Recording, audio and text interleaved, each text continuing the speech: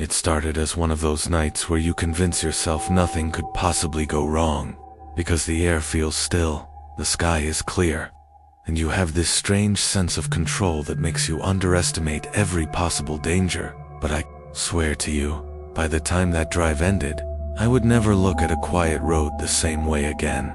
It was a Saturday night in late October, the kind of night where the temperature hovers just low enough for frost to form on windshields by dawn, and I was behind the wheel of my old silver Honda Accord, the one with the slightly dim left headlight, and a heater that only worked when the fan was set to 3, not 1 or 2.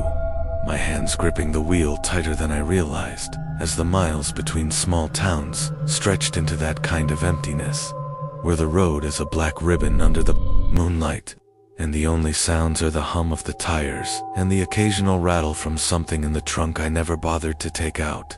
I was on Route 39, a road I didn't normally take, but had chosen that night because the GPS said it would shave 20 minutes off my trip back home from visiting a friend in another county, and I figured, why not? Even though a small part of me remembered my friend's half-joking warning earlier that evening when I told her the route. I'd be driving. She laughed and said, "Careful, that's the road with all those creepy stories. People say they see things out there." And I rolled my eyes, because I've never been the superstitious type. But the second I turned onto that road, I noticed how narrow it felt, how the trees on either side leaned inward like they were trying to block the moonlight, and how the absence of streetlights made it impossible to see anything beyond the edge of my high beams. At first, it was just quiet, almost peaceful, but about 15 minutes in, I noticed something strange. There was a shadow in the road up ahead, faint but noticeable, like the silhouette of a person walking slowly away from me, and my first thought was that maybe it was a jogger or someone whose car had broken down. But as I got closer, I realized there was something off. The figure wasn't illuminated by my headlights the way a person would be. Instead, it seemed to absorb the light, staying a shade darker than the night itself. And no matter how much I pressed the gas, the distance between us didn't close as quickly as it should have. My heart started to beat faster, not quite panic, but that uneasy awareness that something's wrong. And I told myself I'd just pass by them quickly and keep going. But when I finally reached a spot where the figure had been, there was nothing there. Just empty road stretching ahead, the taillights painting the asphalt behind me in red. I shook my head, laughed it off, told myself I was just tired. But that's when I heard the faintest sound of footsteps, keeping pace with my car, as if someone was running alongside in the dark woods just beyond the trees. And I turned my head to look, but saw nothing, only shadows shifting between the trunks. And that's when my stomach dropped, because the footsteps stopped at the exact moment I slowed down. Like whatever it was didn't want to be caught. I tried to shake it off, told myself I'd just turn the music up, drown out the sound. But when I reached to adjust the volume, I saw movement in my rearview mirror, something darting across the road behind me. Low to the ground but fast, too fast to be a deer or a coyote.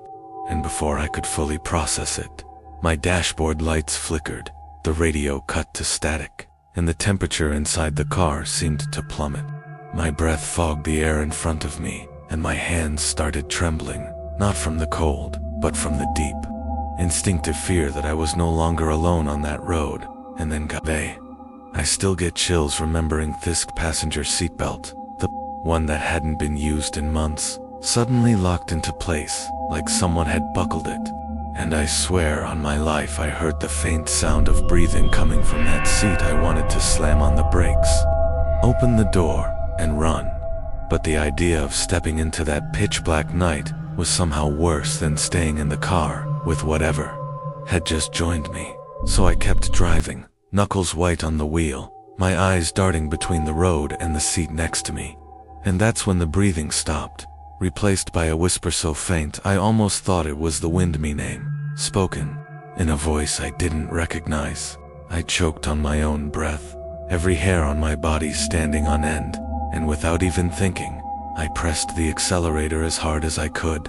the engine groaning as the speedometer climbed. But no matter how fast I went, the sense of being watched only grew stronger, like cold fingers trailing down my spine, and the trees outside seemed to blur into tall, dark figures leaning in closer to the road. I don't remember passing another car. Not once, and the GPS told me I still had 20 miles to go before the next turn. And all I could think about was surviving long enough to make it to the next town. That's when the headlights ahead appeared faint at first, then brighter, and I nearly cried with relief, thinking another driver meant I wasn't alone. But as we drew closer, I realized something impossible. The other vehicle was an exact copy of mine. Same make, model, color, even the dent in the front bumper from when I'd hit a shopping cart last winter.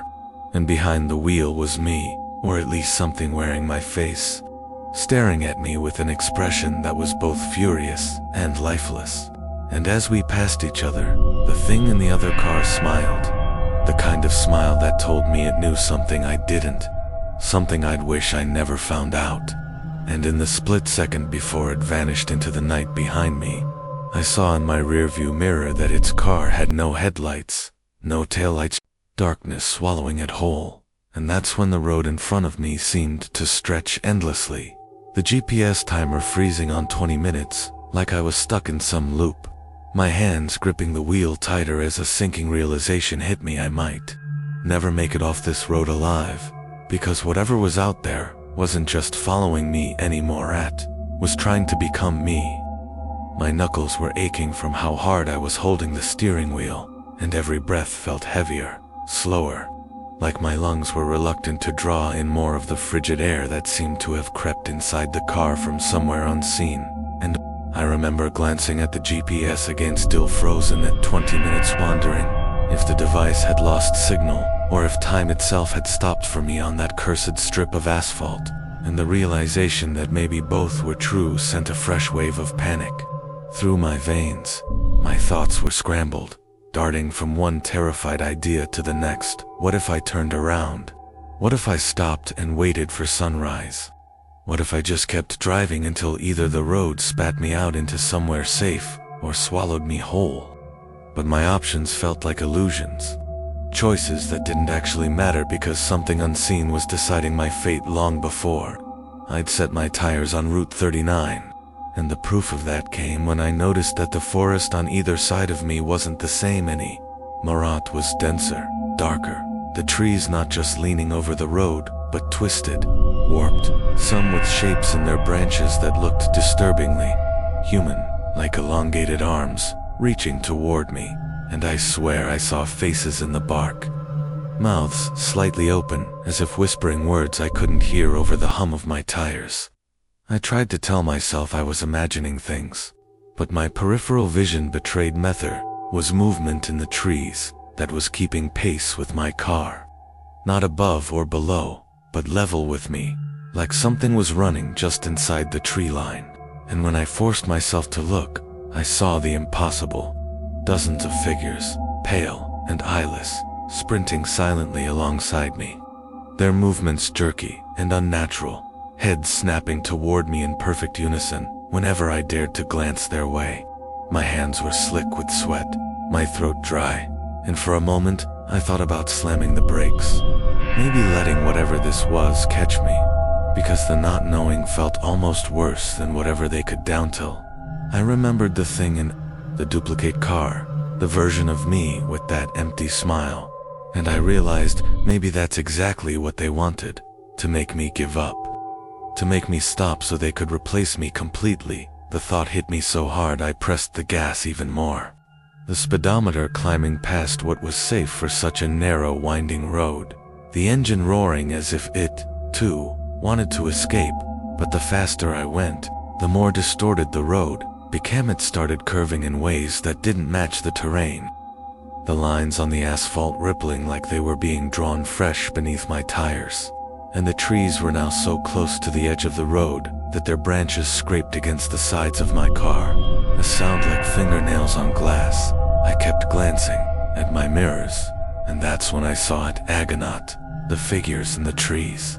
But me, the other me, now running barefoot down the center of the road behind my car, its head tilted unnaturally to one side, neck stretched far too long, arms pumping with a mechanical precision that didn't belong to anything human. And even though I was driving at least 70 miles per hour, it was gaining on me, its face never losing that hateful knowing grin. My stomach churned, and I could feel my pulse in my temples. And then, without warning, the road ahead split identical paths stretching forward into identical darkness, the GPS offering no guidance, the frozen 20 minutes still glaring at me from the screen. And I had to choose without knowing which one might lead to safety and which one might seal my fate. I picked the left, jerking the wheel hard, tires screaming. And for a moment, I thought I'd lost it. Other me was gone from the rear view. The forest seemed quieter, the air slightly less suffocating, and I even dared to think maybe the nightmare was ending. But that's when I heard the seatbelt click again, louder this time, and my heart sank, because I didn't need to look to know it wasn't empty anymore.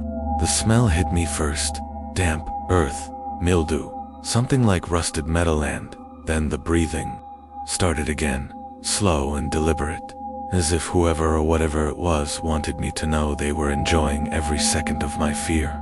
I kept my eyes on the road, refusing to acknowledge it, but then a cold, weightless hand rested on my knee, and I couldn't help it. Looked, and there it was, sitting upright in the passenger seat, my double, its skin pale and stretched tight over sharp cheekbones, its eyes solid black, no whites at all, and its smile wider now, stretching too far for a human mouth. Almost there, it whispered, and my blood turned to ice because it wasn't just speaking, it was inside my head. The words vibrating through my skull in a way that made my vision blur. I swerved violently, the car bouncing onto the shoulder and back, but when I looked again, the seat was empty, though the impression of weight still pressed down on the cushion, as if it was only pretending to be gone. The trees began to thin ahead, and for a second, I saw street lights, the kind you see on the outskirts of a town, and relief surged through me, but it was short-lived, because as I got closer, I realized the lights weren't from a town at Alfie, were headlights. Dozens of them, lined up in rows on either side of the road, each attached to an identical silver Honda Accord, each with a version of me behind the wheel, all watching silently as I passed, their eyes following me in perfect unison, some smiling, some not. And I understood then that there was no escape, no other side to this road, only an endless loop designed to wear me down until I broke. The GPS flickered once, then twice, and finally changed from 20 minutes to arrived, even though I was still surrounded by darkness, and I swear I heard a chorus of whispers in my own voice, overlapping, saying, "You've been here all along." And that was the moment I knew that if I ever stopped driving, I wouldn't just vanish, replaced by one of them, and no one in the world would ever know the difference. And that's why I'll never take Route 39 again. I don't care if it's the fastest way. I don't care if it's the only way you'll drive hours out of my way just to avoid it. Because sometimes, when I'm lying in bed late at night, I swear I still hear the click of that seatbelt, the faint sound of breathing right beside me. If you enjoyed this story and want more true nightmare fuel, make sure to like this video, subscribe to the channel, leave a comment with your own creepy experience, and share it with someone who loves a good scare. Your support keeps these stories alive, and trust me, some of them should probably stay buried.